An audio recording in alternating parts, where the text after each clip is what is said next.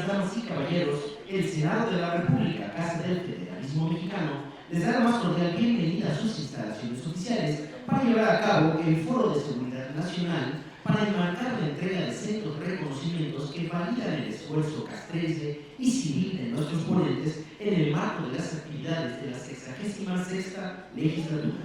Para dar inicio, permítanme presentarles a nuestro distinguido presidium, encabezado por el senador Luis Fernando Salazar Fernández, quien es presidente de la Comisión Especial para revisar y vigilar el proceso de quiebra de Altos Hornos de México, SASB.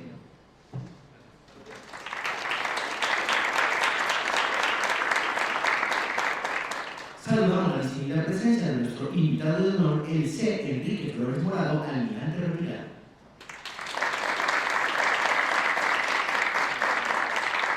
Nos acompaña también el doctor Eric Alejandro Rafael Aguilar Obregón.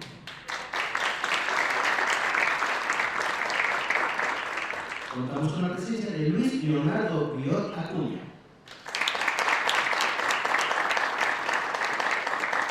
Finalmente nos acompaña también la maestra Dianey Estefanía Plasencia Trujillo. Para dar inicio a nuestros trabajos, invitamos al senador Salazar Fernández a brindar el mensaje de inauguración de cara a nuestro público.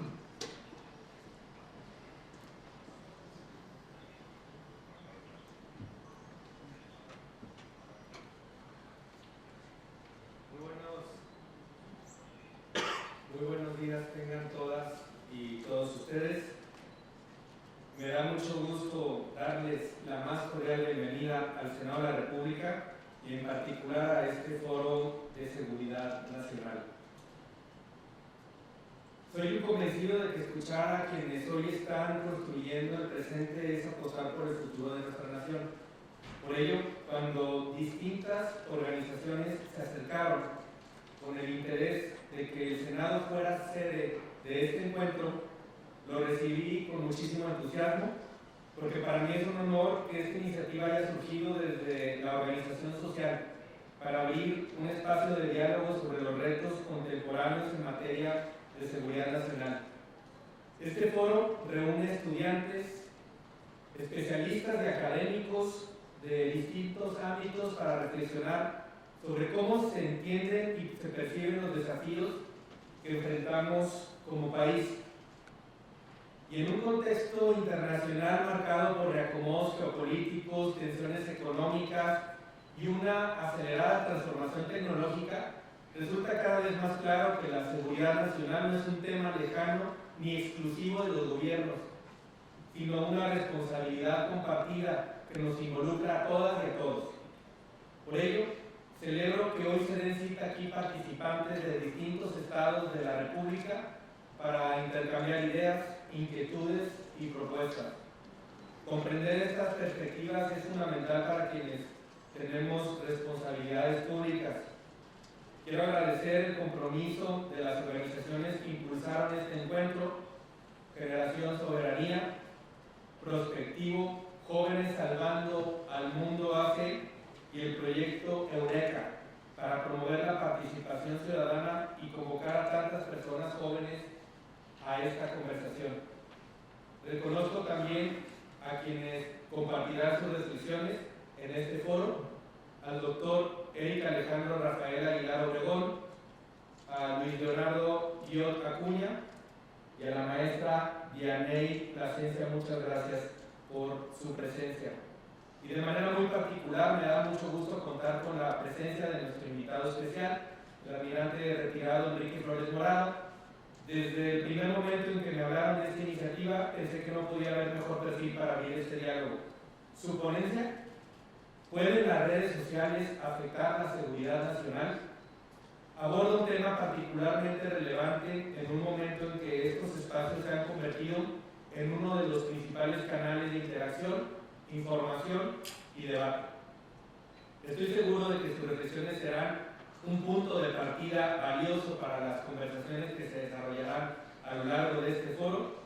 Muchas gracias por su presencia, por su tiempo y por compartir su conocimiento, sobre todo a las juventudes mexicanas. Quiero reiterarles que el Senado de la República siempre tendrá las puertas abiertas para quienes quieran participar, proponer y contribuir a la construcción de ideas. Este esfuerzo es además congruente con el proceso de transformación que vive México y con la convicción, como ha señalado nuestra presidenta Claudia Sheinbaum, de seguir fortaleciendo la participación de la ciudadanía y abrir espacios para que las nuevas generaciones contribuyan a imaginar y construir el futuro de nuestra nación. Estoy convencido de que este foro enriquecerá la reflexión sobre temas estratégicos para el desarrollo de la seguridad en México. Dicho lo anterior, las y los invito a ponerse de pie.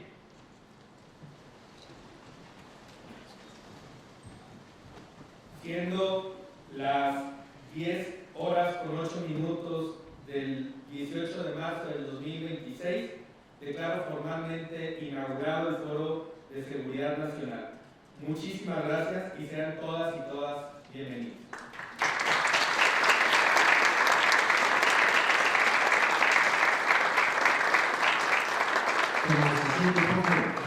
Desde luego agradecemos las palabras del senador Salazar Fernández.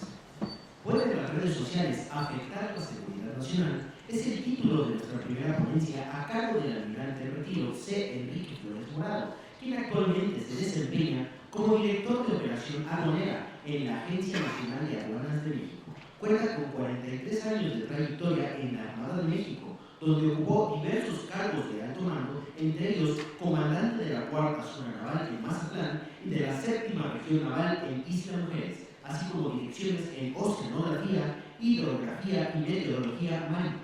Es ingeniero en ciencias navales por la heroica Escuela Naval Militar y cuenta con maestrías en Administración Naval y Seguridad Nacional por el Centro de Estudios Superiores Navales, además de una especialidad en hidrografía naval en Estados Unidos. Ha participado en misiones internacionales, se ha desempeñado como docente y directivo en instituciones del ámbito naval y es autor de diversas obras sobre seguridad nacional.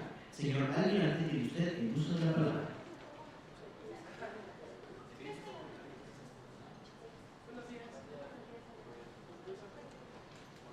Muy buenos días. Me siento realmente muy afortunado y honrado por la oportunidad que me permite hacer uso de la palabra. Agradezco infinitamente a los organizadores de este importante foro y en especial mi agradecimiento a mi querido amigo, señor senador Luis Fernando Salazar, por la invitación a participar. El tema sobre el que planteo platicar es, creo yo, un tema que pudiera ser de interés para todos ustedes, dadas las actuales tendencias de las redes sociales, y preguntarnos si ellas podrían afectar la seguridad nacional. Les pido que acepten que el término de afectar sea dentro de la definición de causar un cambio o alteración. Esto es, si las redes sociales podrían provocar un cambio o alteración en la seguridad nacional. Y de eso precisamente entonces hablaremos. Para ello empezaremos primeramente puntualizando algunos aspectos que considero nos pueden conducir en ese sentido. Primero, nosotros necesitamos comunicarnos y vamos a comunicarnos en función de la percepción del mundo que nos rodea. Ese mundo está constantemente modificándose por la tecnología, lo cual provoca unos cambios en la sociedad. Y esa sociedad está relacionada íntimamente con la seguridad nacional. Ese mundo que nos rodea lo percibimos a través de nuestros sentidos. Nuestros sentidos son sensores que registran información, la mandan a nuestro cerebro y nuestro cerebro conforma una imagen de ese mundo. Pero esa imagen tiene influencia de nuestra educación, experiencia, conocimiento. Por eso el proverbio tan popular de que cada cabeza es un mundo. Nuestras percepciones tienen limitaciones en alcance.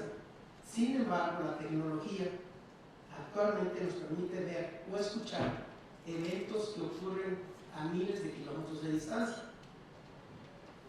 A los 5 sentidos que normalmente conocemos, le agregamos 2 más.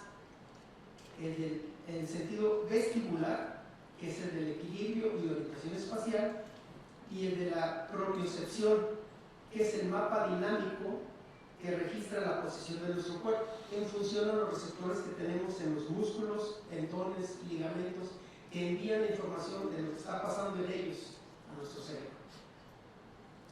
Las formas de comunicación han evolucionado enormemente durante un largo recorrido, miles de años, desde sonidos primitivos, gestos y ademanes, pasando por la escritura cuneiforme y los jeroglíficos de la cultura egipcia y sumeria, y más recientemente la invención de la imprenta en el siglo XV, con lo cual se consiguió que tuviéramos una difusión masiva de las ideas, propiciando acceso a la información para muchas generaciones.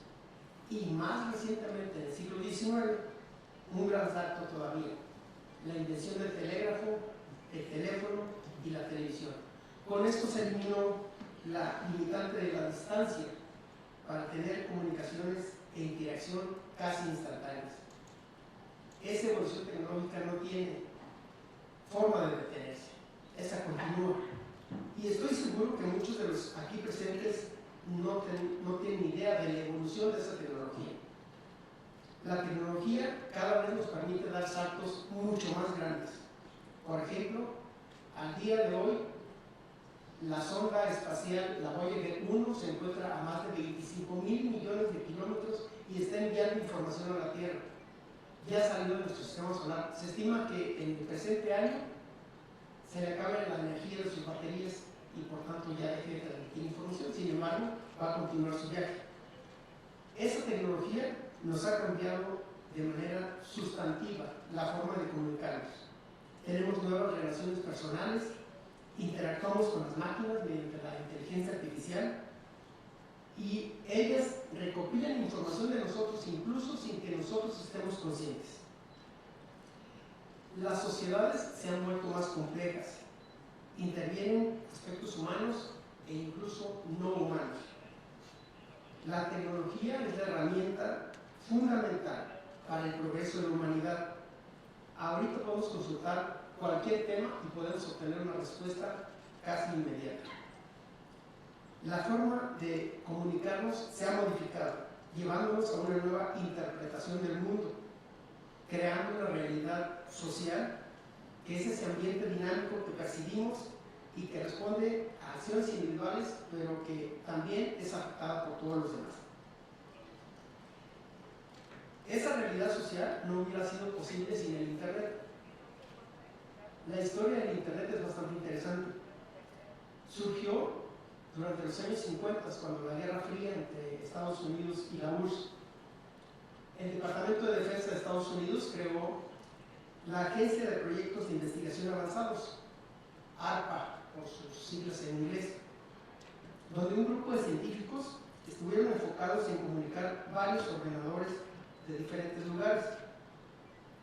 A este proyecto le denominaron ARPA Internet o ARPANET. Ese proyecto siguió avanzando hasta los años 90, cuando se tuvo el primer módem telefónico. Este aditamento permitió un uso más amplio en la sociedad y a partir de allí se quedó identificado únicamente el sistema como Internet. Recordemos que antes solamente teníamos el telégrafo. El telégrafo se inventó por allá por el 1800. Transcurrió muchísimo tiempo. Actualmente la ONU establece que el Internet es un derecho público fundamental y un servicio público esencial. Sin embargo, la disponibilidad no es generalizada. Y no lo es porque todavía persiste una brecha digital grande por la desigualdad económica que tenemos. Además de que la gestión de dicho sistema es privada. Surgen entonces las redes sociales por allá por los años 90, que son las plataformas fundamentales de comunicación, alcance ilimitado por la interacción digital y por supuesto por el impacto político que tiene. La primera plataforma que se desarrolló se le llamó 6 Degrees, estuvo en 1997 y estaba basada en la teoría de que dos personas se pueden comunicar a través de seis personas intermediarias. Ese proyecto siguió desarrollándose hasta que en 2004 surge Facebook, en 2006 surge Twitter. Esas interacciones instantáneas de gran escala reemplazaron a 6 Degrees, el anterior. Actualmente podemos compartir pensamientos y experiencias y además podemos participar en las discusiones públicas. Yo recuerdo que anteriormente la vida era mucho más sencilla, porque las generaciones estaban clasificadas de manera muy fácil, muy elemental. Adultos, maduros, jóvenes y niños. Ahí se acababa todo. Sin embargo, como les estaba diciendo, cada vez las sociedades se vuelven más complejas. Ahora tenemos una clasificación de las generaciones bastante interesante. Tenemos la generación silenciosa, que son mayores de 81 años actualmente. Los baby boomers, los nacidos entre 1946 y 1964, actualmente entre 62 y 80 años.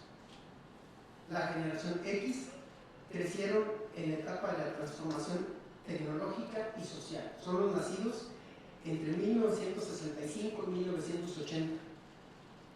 En 1977 se lanzó la Voyager 1. Esta generación X fueron los primeros en convivir con las computadoras personales. Son los que tienen actualmente entre 46 y 61 años. Me imagino que cada uno ya se está identificando en algunas de esas generaciones. Yo supondría que la mayoría de aquí están entre los millennials y Z quizá. Los millennials alcanzaron la adultez con el cambio de milenio, nacieron entre 1981 y 1996.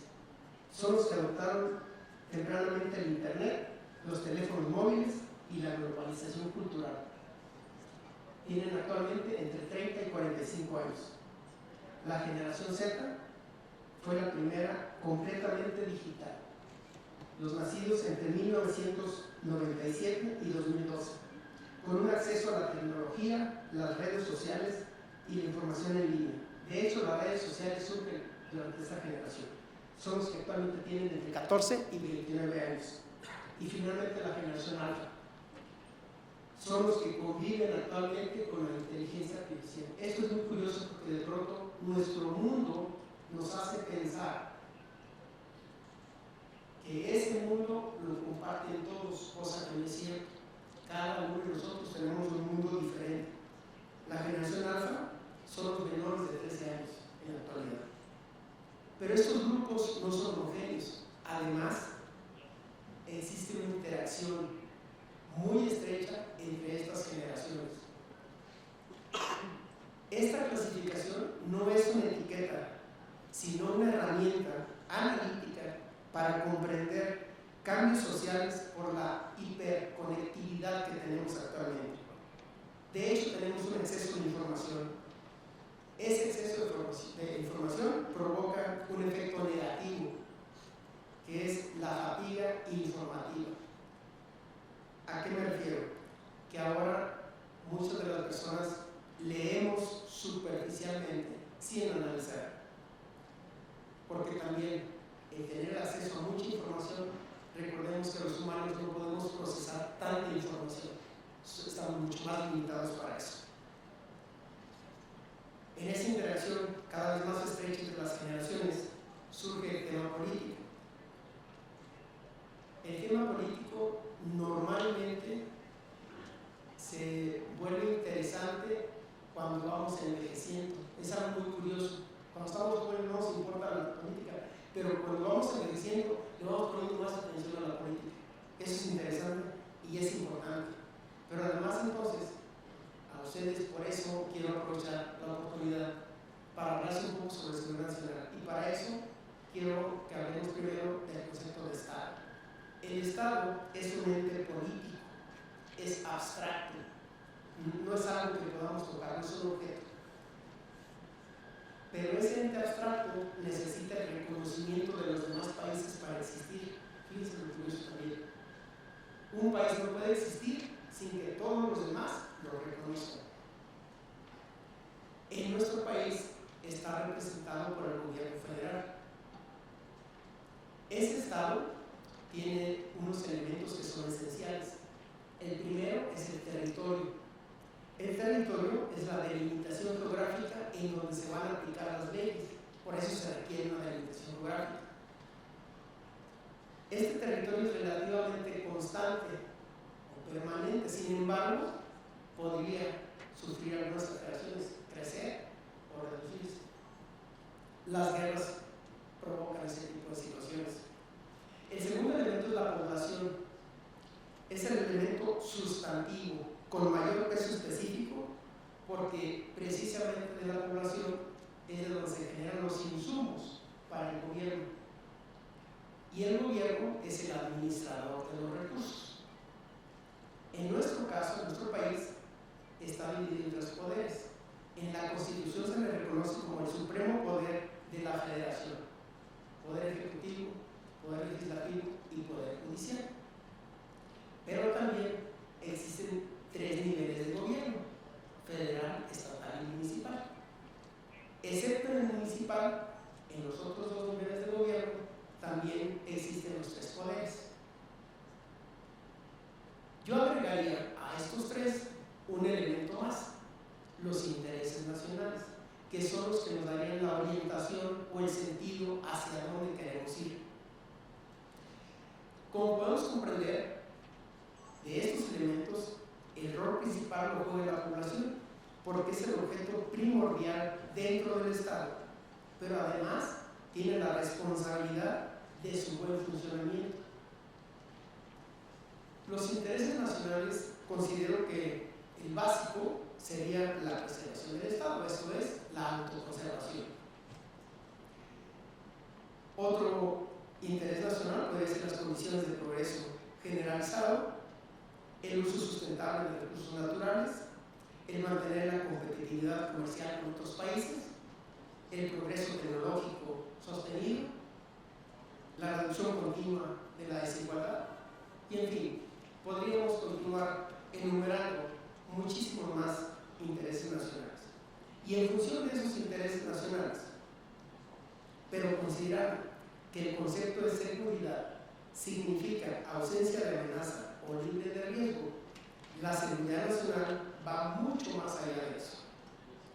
Pues aunque implica una seguridad física en función del elemento territorio, es mucho más profundo, aunque muchas personas conciban la seguridad nacional en relación con la guerra o incluso con la preservación del gobierno en turno.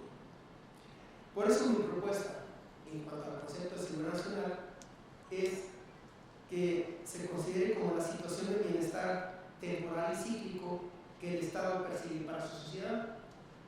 ¿Y por qué digo temporal y cíclico? Porque cuando nosotros ponemos una meta y la alcanzamos, momentáneamente nos sentimos satisfechos, pero seguramente una vez que llegamos ahí vamos a querer más, vamos a anhelar otra cosa, y entonces el ciclo se vuelve a repetir.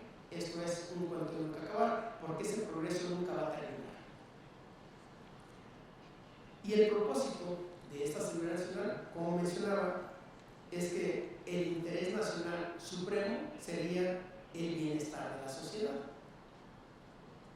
Por eso el peso específico de la población. La población tiene la total responsabilidad de lo que ocurra con el Estado en el que se integra. Cuenta con herramientas para compartir información, opiniones, conocimiento en Internet y actualmente las redes sociales. ¿Y por qué digo esto? Porque resulta que más del 80% de la población mayores de 6 años tienen celular. Esto es, la forma de comunicarnos entre todos cada vez es más amplia y tiene mucho más alcance. Los influencers forman parte de la sociedad e influyen en ella y por tanto en la política, ya sea consciente o inconscientemente. Actualmente se realizan reuniones, mesas de debate, foros, etc., de manera virtual o digital, o incluso los famosos streaming, en el cual se distribuye digitalmente contenido multimedia en tiempo real. De ahí la delicada responsabilidad de quienes emiten opiniones o comentarios en redes, dado el impacto que pueden tener en otras personas e influir en ellas, conforme a la realidad social a la que se ha hecho referencia. Como corolario a todo lo anterior, la seguridad nacional se mantiene en función de la participación principalmente de dos de los elementos del Estado, la población y el gobierno, al ser los que tienen la cualidad dinámica. Esto es, su actividad determina hacia dónde se orientan los intereses nacionales. Por un lado, la población definiendo qué decisión tomar y por el otro, el gobierno aplicando la política en ese sentido. Si la población participa en la política, influye determinantemente en el actuar del gobierno y por ende en la seguridad nacional del país. Y en lo cual, dada la tecnología disponible a día de hoy, las redes sociales juegan un papel muy importante, pero que además son espacios que pueden ser dominados conforme a las diferentes tendencias que surgen. Hasta aquí mi intervención. Muchísimas gracias por su atención y quiero agradecer a los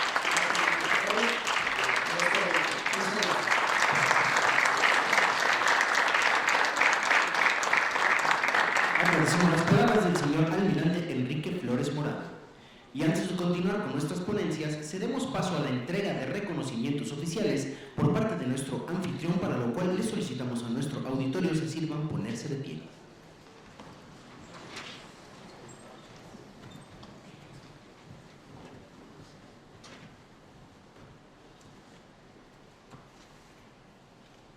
En primer lugar, al señor almirante retirado Enrique Flores Morado.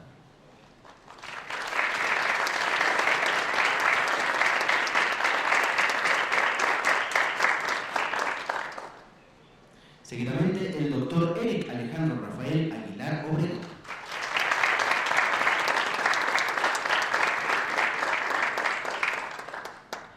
Recibe también Luis Leonardo Bullot Acuña.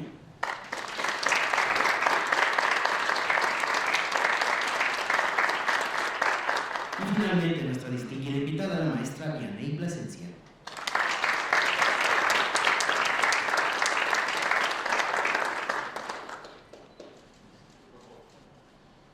Desde luego, solicitamos a nuestro presidium integrarse de cara a nuestros compañeros de los medios de comunicación para llevar a cabo nuestra foto institucional que marca el inicio formal de nuestros trabajos y del resto de nuestros ponentes.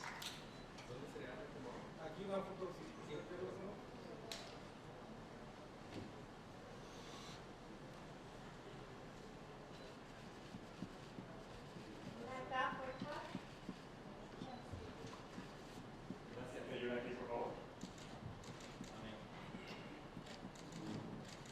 También los invitamos a descender del presidio para tomarse una foto colectiva con nuestro auditorio. esta, ¿es video?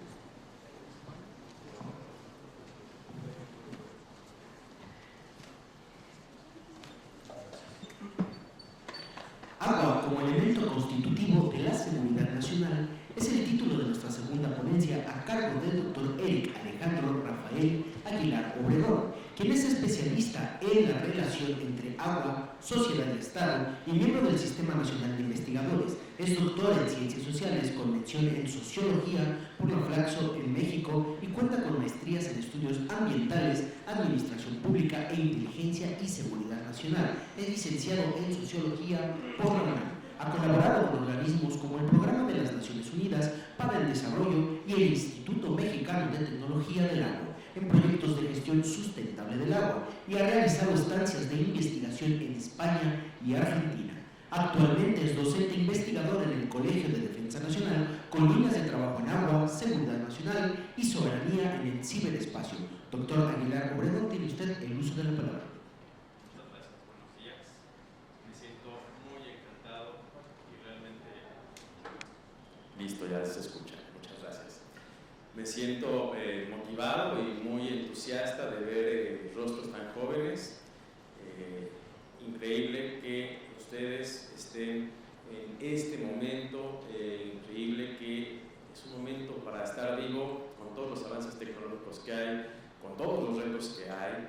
Entonces me motiva mucho ver rostros tan jóvenes y bueno, agradezco también el espacio, saludo a mis compañeros de presidio y en estos 10 minutos quiero platicar con ustedes respecto a mi línea de investigación, es la relación agua-sociedad, más específicamente el agua y la seguridad nacional. En estos 10 minutos quiero platicar con ustedes, siguiente diapositiva por favor. Brevemente hablaré del marco legal del agua y la seguridad nacional, la instancia de seguridad nacional, en este caso la Comisión Nacional del Agua, el hackeo que se le realizó en el 2023, las amenazas que hoy por hoy y el riesgo que hoy por hoy implica que tiene que ver con agua y pues bueno, con conclusiones. Inicialmente quiero darles la definición de qué entendemos hoy por hoy como seguridad nacional. Hoy por hoy, seguridad nacional es la condición necesaria que proporciona el Estado para garantizar la prevalencia de su integridad territorial, su independencia, soberanía, Estado de Derecho importantísimo, su estabilidad política, social y económica y la consecución de sus objetivos nacionales. Quizá el objetivo más importante es la felicidad de todos y cada uno de sus miembros, de sus ciudadanos.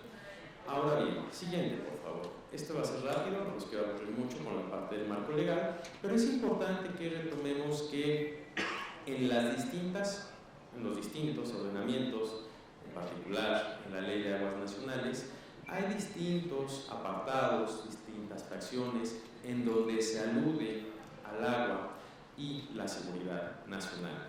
Pienso, por ejemplo, en el artículo 2, fracción primera, la conservación, la fracción novena, la conservación, preservación, protección y restauración del agua en cantidad y calidad es asunto de seguridad nacional. Y si alguno de nosotros tiene duda al respecto, pues pensemos en las consecuencias no solamente ambientales, sino para la salud pública que hay de estos cauces enormemente contaminados. Pienso en el río Santiago, pienso en el río Atoyac, el río Sonora incluso. También, siguiente por favor, pues comentar que bueno, desde la Ley de Aguas Nacionales se establece que la Comisión Nacional del Agua es el órgano administrativo desconcentrado de la Secretaría de Medio Ambiente y Recursos Naturales, que en pocas palabras es la autoridad máxima del agua en nuestro país. La misión de la CONAGUA es preservar las aguas nacionales y sus bienes públicos inherentes para su administración sustentable y garantizar la seguridad hídrica con la responsabilidad de los órdenes de gobierno y la sociedad en general. Hablamos ya también del concepto de seguridad hídrica y como bien dijo el almirante, la responsabilidad de los órdenes de gobierno. ¿Cuáles son estos? El orden municipal, el orden estatal y el orden federal, es decir, es un tema concurrente. Siguiente, por favor. Brevemente, bueno, la estructura de la CONAGUA, aparte de las oficinas centrales que están en Insurgente Sur, seguramente todos ustedes conocen por ser universitaria, también tiene distintas regiones hidrológico-administrativas, 13, cuando les pregunten en algún examen a qué región hidrológica pertenece a usted, ustedes comenten que pertenecen a la cuenca de aguas del Valle de México, la número 13. Siguiente, por favor. Y aquí es lo interesante. Bueno, desde 2015 se establece que no toda la Comisión del Agua, sino algunas subdirecciones, son instancias de seguridad nacional. Son estas las que ustedes ven en rojo: Subdirección General de Infraestructura Hidroagrícola, Subdirección General de Agua Potable, Drenaje y Saneamiento, Subdirección General Técnica, Coordinación General de Servicio Meteorológico Nacional y Coordinación General de Atención de Emergencias y Consejos de Cuenca. Esto significa que estas direcciones, estas subdirecciones y coordinaciones, igual que CFE, igual que Pemex, tienen funciones sustantivas que atañen directamente a la seguridad nacional. Siguiente, por favor. Manejan distintos órdenes y distintos niveles de información, algunas al interior de la CONAGUA. Siguiente, por favor. Algunos con otras instituciones de la administración pública, lo que antes era función pública o anticorrupción, y con la Secretaría de Hacienda y Crédito Público. Es información que maneja la CONAGUA, pero que en paralelo, horizontalmente, también comparte con estas instituciones federales, bueno, y otras también. Siguiente, por favor. Siguiente. Siguiente, por favor. Siguiente. Ahora bien, hasta este momento pues, es indiscutible la importancia no solamente del agua, sino también de su órgano jurídico-administrativo, en este caso encarnado por la CONAGUA. Ahora bien, en abril del 2023 hubo un ciberataque en contra de los sistemas de cómputo de la CONAGUA, las oficinas centrales de la CONAGUA, no solamente las de Insurgentes Sur, sino también las regionales, las 13 que había comentado, por el actor malicioso Black Byte, y con un ransomware que es cifró información de los últimos 15 años, no solamente la información pública, sino también la información al interior de la CONAGUA, esta que comparte con Hacienda y Crédito Público, esta que comparte con Anticorrupción. Y bueno, ¿por qué? Pues extorsión, venta de información y demás. Siguiente, por favor. Esa es la pantalla que cuando llegaron los funcionarios de CONAGUA en la mañana, el 13 de abril del 2023, prendieron sus computadoras y todos vieron esa pantalla.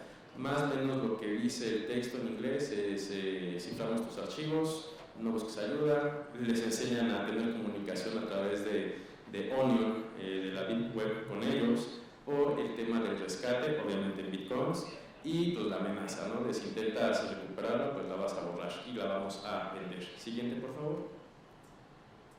Esto significa entonces que a partir de este ataque no solamente se vulneró a la Comisión Nacional del Agua, sino también a todas aquellas instancias y entes administrativos, órganos incluso, con los que la CONAGUA tiene relación directa, llámese Semarnat, llámese el Servicio Meteorológico Nacional, llámese el Instituto Mexicano de Tecnología del Agua, llámese la Comisión Nacional Forestal y demás.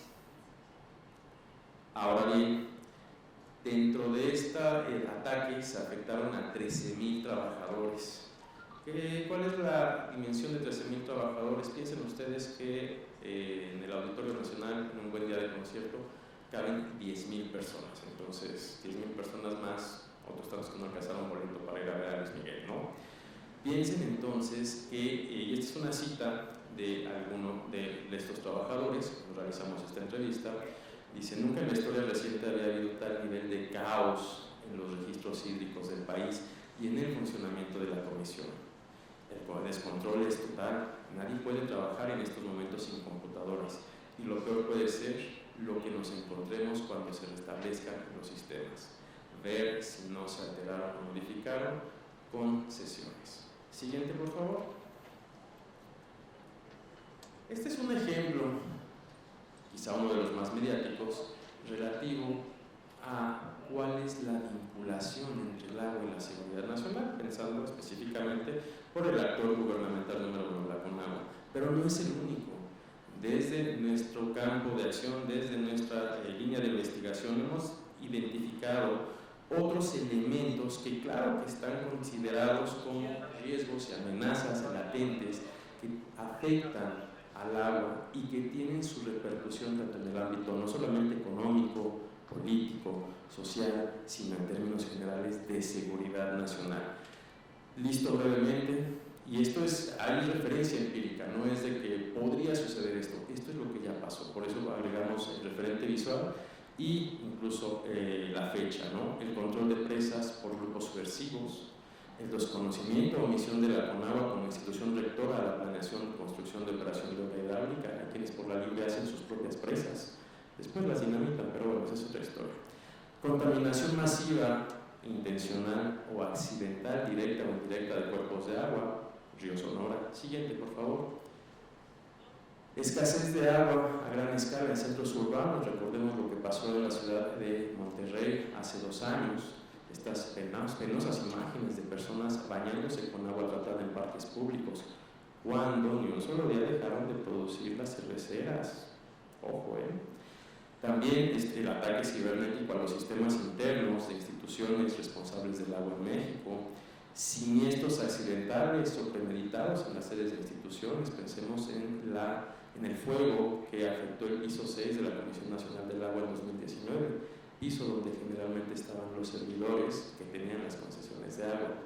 El déficit de infraestructura que evita inundaciones. Siguiente. La desaparición o fusión administrativa de entes especializados, entes técnicos, por ejemplo, el Instituto Mexicano del Agua. En algún momento se pensó en desaparecerlo, siendo que ahí están los investigadores, ellos les llaman tecnólogos del agua, que es la parte técnica que orienta la toma, o debería orientar la toma de decisiones del agua en nuestro país. Y finalmente, bueno, falta de difusión de parte de las autoridades de cultura, falta de acceso a información oficial, gubernamental actualizada. Siguiente, por favor, voy terminando. Fenómenos hidrometeorológicos y también contaminación accidental intencionada en las zonas metropolitanas urbanas. Siguiente, por favor. Siguiente. Siguiente. En el mundo en el que a ustedes les toca al 2050, se prevé que ese sea el mapa del estrés hídrico o escasez de agua en el mundo. Es un gran reto, hay que prepararnos, hay que ser conscientes de ello. Yo les agradezco mucho el espacio, les agradezco también la voluntad y, por qué no decirlo también, la juventud. Disfrútenla, aprovechenla y no pierdan ese interés de cuidar a su país. Muchas gracias.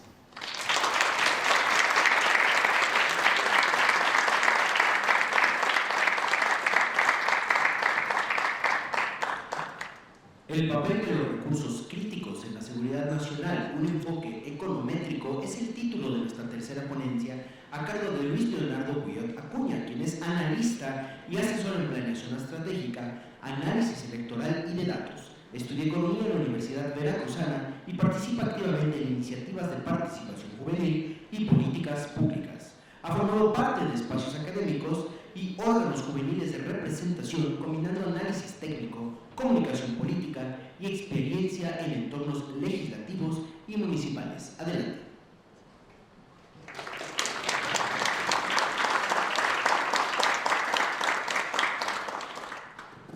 Hola, ¿qué tal? ¿Se me escucha aquí? Ok. Pues compañeros, ¿qué tal? Muy buen día, muy buenas tardes, bienvenidas y bienvenidos. Primero que nada tengo que pedirle una disculpa a todas y a todos porque, pues como buen hijo de educadora, mi naturaleza expositiva es enteramente didáctica, además dispongo de poco tiempo y tengo un espacio complejo de explicar, entonces vamos a hacer esto un poco más dinámico. Vamos a saber, sí, a numerarnos 1, 2, 3, 4, 1, 2, 3, 4. ¿Por qué? Porque les voy a pedir participar. Recuerden, 1 es hacia mi izquierda, su derecha, y el otro es hacia su derecha, mi izquierda. ¿De acuerdo? ¿Más o menos? Ok. Empezamos. Recursos críticos, ¿qué son? ¿Dónde están? ¿Y cómo utilizarlos últimamente? Siguiente, por favor. Ok, ya hemos tenido unas cuantas definiciones de qué es lo que es la seguridad nacional. Creo que es el tema al que hemos venido. Realmente lo que más nos interesa saber es cómo defender a la patria, pero ¿de qué hay que defenderla? Usualmente, cuando hablamos de seguridad nacional, nos referimos a la contención de amenazas bélicas directas y referentes en mantenimiento del orden público, ¿correcto? Normalmente cuando hablamos de seguridad nacional, la primera idea que se viene a nuestra cabeza es concerniente a asuntos bélicos, ¿cierto? ¿Sí? Ok. Siguiente. En la actualidad, la seguridad nacional sí sigue tratándose de un asunto más o menos bélico, pero es un poco más complejo que eso. Las guerras ya no se pelean en campos de batalla, incluso las que son en campos de batalla, se pelean en el mercado. Las guerras se pelean con números, con finanzas y con bolsas de valores. El actual recurso crítico con el cual un Estado como Irán está peleando la guerra es a través de la contención de un flujo marítimo necesario para el tráfico de hidrocarburos. Sin ese flujo, los hidrocarburos a nivel internacional están aumentando su precio, es una guerra de desgaste económico, ¿correcto? Ahora, ¿cuál es el rol que tiene México en este tipo de conflictos? Bueno, resulta que México es rico no solamente en hidrocarburos, sino además en otros recursos críticos a nivel internacional. Siguiente. Ok, ahora vamos a hablar un poco de lo que es la soberanía. Resulta que las naciones requieren un número o una cantidad mínima de insumos para poder ser autosuficientes, ¿correcto? Maíz, consumimos maíz, producimos maíz, pero no es suficiente maíz para saciar el consumo mexicano. Petróleo, producimos petróleo, refinamos petróleo, pero no es suficiente para sanear el consumo mexicano de petróleo refinado, gasolina, ¿correcto? No podemos hablar de un Estado soberano hasta que tengamos los recursos y la capacidad de mantenimiento de la propia demanda nacional. Eso es soberanía. Siguiente. Y ahora, planificación. Cuando hablamos de seguridad nacional, va directamente ligada a lo que es la planificación. Si bien nosotros identificamos seguridad nacional como lo referente a la defensa de la soberanía nacional, al bienestar de la sociedad en general y al mantenimiento del Estado de Derecho, lo que realmente se interpreta como seguridad nacional cada año está dentro de la Agenda Nacional de Riesgos, que es un documento prospectivo con una visión a futuro, que se evalúa por el Consejo Nacional de Seguridad Pública al inicio de cada sexenio, con el cual evalúan los riesgos para la seguridad nacional. La propia definición de seguridad nacional a lo que a México concierne viene no escrita, sino más bien diligenciada por el Plan Nacional de Desarrollo. Seguridad nacional es lo que contraviene o lo que se apega al Plan Nacional de Desarrollo. Siguiente.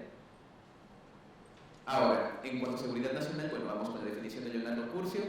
Por cuestión de tiempo no puedo explicar cada uno de sus niveles, pero centrándonos en el más básico, tenemos que entender que seguridad nacional refiere a lo que ayuda a mantener la soberanía del territorio mexicano. Quiero hacer una aclaración al final de esta presentación y más adelante enviaré a quienes estén interesados vía correo o WhatsApp la presente diapositiva para que puedan leerla con más calma y detenimiento. Siguiente. Ahora hablemos de los recursos críticos como tales. Siguiente. ¿Qué son los recursos críticos? Bueno, la definición que nos da Michael Ticklow en el contexto original del fin de la Guerra Fría, es decir, hace bastantes años ya, habla de los recursos que son tecnológicamente indispensables para el desarrollo y mantenimiento de una nación. Eso implica, por el ejemplo más claro es combustible. Sin combustible una nación se detiene.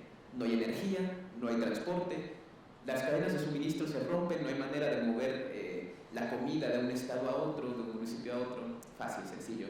Y un poco más complejo, sin combustible, en caso de entrar en guerra, no tenemos cómo alimentar los vehículos que nos van a mantener a salvo. Actualmente, dentro de esta definición de lo que son recursos críticos, ya no hablamos únicamente de metales o hidrocarburos, sino además del agua. Esto es un aspecto más bien de la modernidad. Como ya lo mencionó el doctor, el agua es un recurso vital. Actualmente se han librado guerras judiciales para mantener la soberanía del agua. Resulta que los recursos escasos, recursos críticos por definición, son extremadamente propensos a los monopolios, y cuando una persona tiene el monopolio de algo sin lo cual te mueres, es muy fácil venderlo a sobreprecio. Entonces, el mantenimiento de estos recursos críticos como recursos públicos es una prioridad para la nación. Siguiente. ¿Qué son los recursos críticos en México? Este es un buen espacio para hacer preguntas, ¿sí? Compañera de rojo, ¿cuál es tu nombre, por favor? Sofía, para ti, ¿qué recurso crítico se encuentra presente en México con más abundancia? Uno que no haya mencionado hasta ahora. Ok, ya lo mencionamos, pero el agua. Compañera de traje color caqui. ¿Nombre? Carlos. ¿Recurso crítico? La madera. Muy bien. Recursos forestales. Sí son un recurso crítico. Uno que estamos apreciando muy poco, igual que apreciamos poco el agua en su momento, pero es vital. Primera fila, esquina, compañero de traje negro. Aquí, sí, tú. ¿Nombre y recurso crítico? Sebastián Escobar. Sebastián Escobar. ¿Recurso crítico? La canasta básica. Cerca, pero de alguna extraña manera resulta que el alimento en temas de seguridad nacional es un asunto secundario, porque en caso de invadirnos es mucho más importante podernos movilizar que poder mantener la canasta básica. Pero sí, el mantenimiento del campo también es un recurso crítico. Ok, siguiente por favor. Siguiente. Petróleo, carbón y gas. Son hidrocarburos, no me da tiempo de darle más definición sobre lo que entra dentro de la extensión de hidrocarburos. Siguiente. Petróleo es el recurso crítico más ejemplar de México, una de nuestras monedas de cambio a nivel internacional y uno de los aspectos que más debemos apreciar. De hecho, hoy, 18 de marzo, estamos en la conmemoración de la expropiación petrolera. Entonces, esto viene muy ad hoc. Siguiente. Esto es el mapa de la concentración de campos de petróleo en México. El petróleo, hace un tiempo le estaba preguntando a una amiga, no viene únicamente de fósiles, como se nos ha hecho pensar, sino que viene mayoritariamente de algas. En general, residuos orgánicos que hayan sido condensados y compactados por suficiente tiempo como para volverse un hidrocarburo. Y pues tiene sentido que en el margen del Golfo haya todos estos yacimientos. Siguiente. Elementos radiactivos. México tiene elementos radiactivos. ¿Alguien de aquí sabe qué estado tiene elementos radiactivos? Ok. Peligroso. Correcto. Ajá. ¿Cuál más? ¿Falta uno? Uno muy importante. Oaxaca. Oaxaca tiene una de las mayores concentraciones de elementos radiactivos, de uranio concretamente. Siguiente. Uranio, efectivamente. Durante mucho tiempo fue un recurso que estuvo únicamente a disposición del Estado, lo sigue estando y su explotación está más bien limitada. Lo tenemos como un recurso de reserva, no de una explotación abierta. Siguiente. Esto es una línea del tiempo de cómo se ha ido administrando el uranio a lo largo de la historia. Como les he dicho, actualmente es únicamente un recurso de reserva. ¿Sabemos dónde están los yacimientos? No tenemos los recursos para explotarlos. Siguiente. Este es un mapa del actual encargado de la vigilancia del uranio. Muestra exactamente los estados donde hay depósitos. Como pueden ver, Oaxaca y Coahuila son de los más importantes en este aspecto. Siguiente. Tierras raras. Este es el nombre que estuvo en boca de todos desde hace muy poco. Las tierras raras, tantalio, cobalto, pero sobre todo litio. ¿Sí? Siguiente. Actualmente las tierras raras son el motor de la geopolítica internacional, lo que mantiene a China al frente en el mercado de producción de microchips esenciales para el desarrollo de nuestra actual cuarta revolución industrial. Siguiente. Y esos son los yacimientos minerales en todo el país. Si prestan atención a los puntitos más violetas, como he dicho, les pasaré de la presentación vía privada, esos son los depósitos de tierras raras. En México no se encuentran de una manera abierta, como en Chile o en Bolivia, sino que están más bien mezcladas con fangos, lo que los hace difíciles y costosos de extraer, no imposible, y cada vez más rentable. Continuamos. Recursos hídricos, esta parte la podemos pasar. Siguiente. Solamente como agregación, los recursos hídricos son una parte estratégica de la política nacional. Actualmente varias de las instalaciones estratégicas de Conagua en el flujo de Cutzamala están protegidas por el ejército debido a la importancia que tiene este recurso para mantener vivo que es el corazón de México. Compañeros, pues se me ha agotado el tiempo. Simplemente quiero dejarles claro que estos son factores que se tienen que llevar a cabo mediante la econometría, que es una ciencia estadística aplicada y la cual nos ayuda a eficientar el uso de todos estos recursos. No es lo mismo decir tenemos los recursos y hay que explotarlos que decir cuándo vamos a explotarlos. El petróleo se extrae, se purifica y se vende, sí, pero ¿cuándo es conveniente no venderlo? Esa es la pregunta que nos tenemos que hacer, y la econometría es la herramienta necesaria para poder entender eso. Es el motor de las naciones. Pues, compañeros, un placer y es cuanto.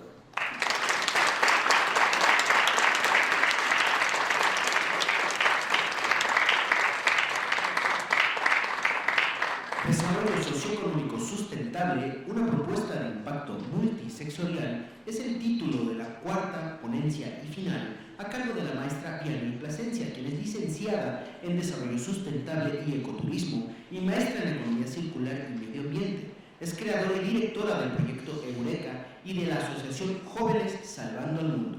Enfocadas en soluciones económicas y sustentables, se ha desempeñado como asesora en el Senado de la República y en áreas de administración y gestión pública. Adelante.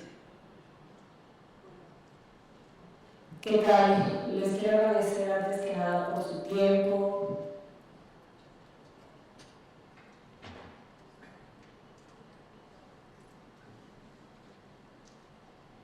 Muy bien, ya tenemos el tiempo muy contado, pero bueno. Les decía, quiero agradecerles por su presencia y por su interés en un tema tan importante que es la seguridad nacional. Al final, eso quiere decir que son jóvenes comprometidos y que tienen pues, una visión de cuidar del territorio.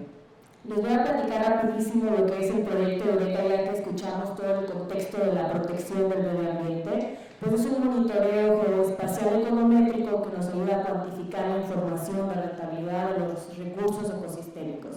Al final del día es para territorializar una economía equitativa en todo el país, entendiendo desde nuestra topografía, nuestra geografía, pero sobre todo con la alineación de la rentabilidad estratégica de nuestros recursos. Y se convierte también en un proyecto multisectorial, porque a la hora que tenemos una información viva, podemos tomar desde decisiones estratégicas para los gobiernos, para el ejército, para la sociedad y, en fin, para tener un país ahora sí que soberano. Y terminando con esto, pues, ¿qué tal se la pasaron? ¿Les gustó la información? ¿Sí? ¿No los escucho? Sí. Muy bien. Entonces, pues muchas felicidades por estar aquí. A veces creo que nos vemos muy pocos, pero en realidad la fuerza y la pasión y la visión es lo que cambia en un país. Entonces, felicidades generación, vamos por más.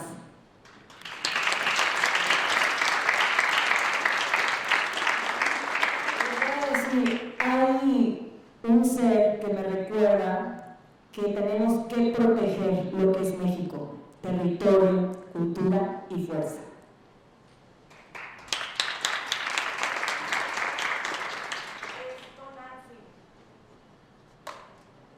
Entonces, quizá yo amo mi país por mi cultura, entonces no hay que olvidar lo que representan la historia. Entonces, Tonantzin nos recuerda el amor al territorio.